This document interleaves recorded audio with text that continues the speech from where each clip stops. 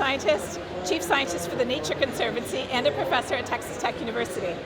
I live in Texas, which is the most vulnerable state in the country to climate impacts. One of the biggest ways that climate change is affecting us is by loading the weather dice against us.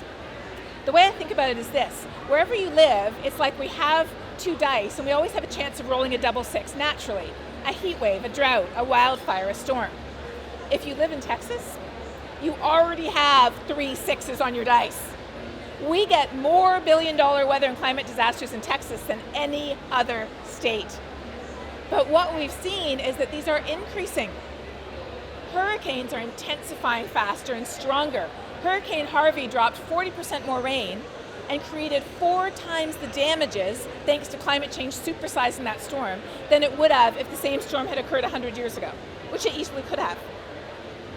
Whether you're looking at drought or flood, heat waves or hurricanes, Texas is right in the path of those impacts.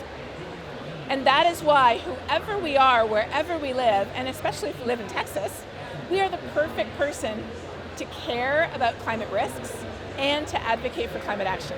When we look historically, the United States is responsible for 30% of heat-trapping gas emissions since the dawn of the industrial era.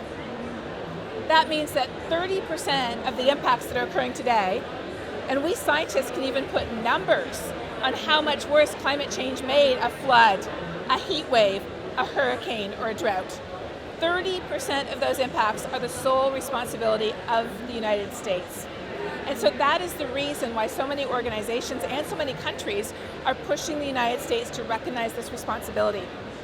But as we know, I live in Texas, you live in Texas, as we know, climate change is now, and has been for the last 20 years, the most politically polarized issue in the whole country.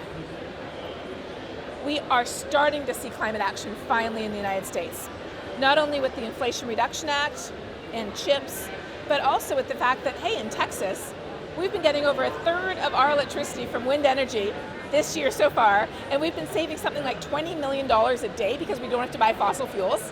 So we are starting to see the US take action in mitigation. And my hope is that as we accelerate towards a clean energy economy, we will also be able to understand and recognize the importance of living up to the responsibilities that the United States has. And those include the damages that have been inflicted directly by their emissions on low-income countries. Now that we have a finalized Paris Agreement, the role of civil society becomes even more important because nations have agreed. We have the text. Here's what they said that they would do. What enables nations to do that? The support of civil society, the encouragement of civil society, and sometimes the prodding of civil society to get it done. We have really big goals, and many countries and organizations have set goals to achieve by 2030 and by 2050. But the reality is that we need goals every single year. The science says this: every bit of warming matters. Every action matters. Every choice matters. There is no magic threshold. 1.5 degrees is not a magic threshold. 2030 is not a magic threshold.